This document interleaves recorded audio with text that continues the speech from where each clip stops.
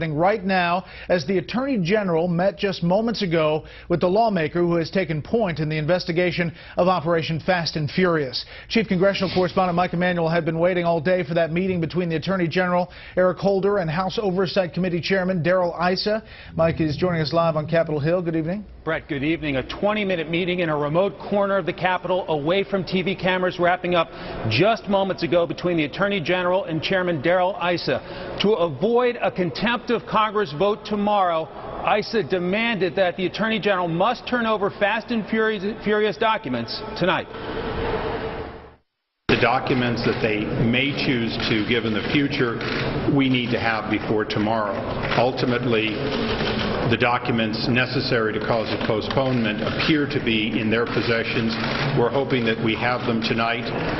If we can evaluate them even partially, then that will give us grounds to negotiate a postponement and perhaps a final resolution. The Justice Department had identified 140,000 Fast and Furious documents for its Inspector General, but only turned over to Issa fewer than 8,000, around 5%. So Issa has been demanding much more. Issa has now narrowed his request to emails written months after Border Agent Terry's death, when the Justice Department denied whistleblower allegations later proven true. The Attorney General is trying to avoid a contempt of Congress vote against him, which has been scheduled for tomorrow.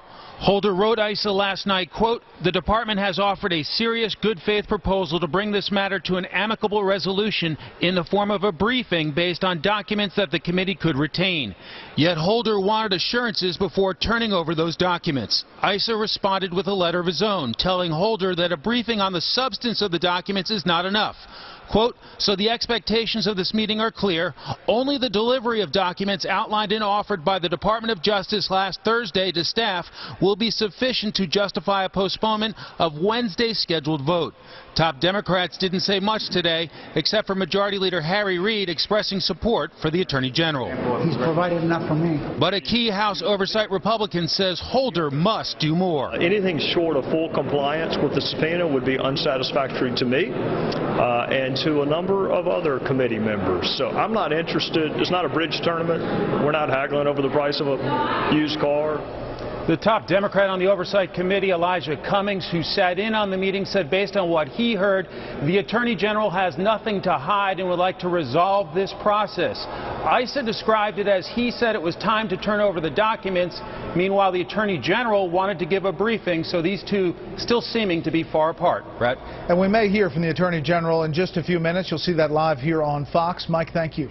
We still don't know who will be the next president of Egypt. Both candidates from last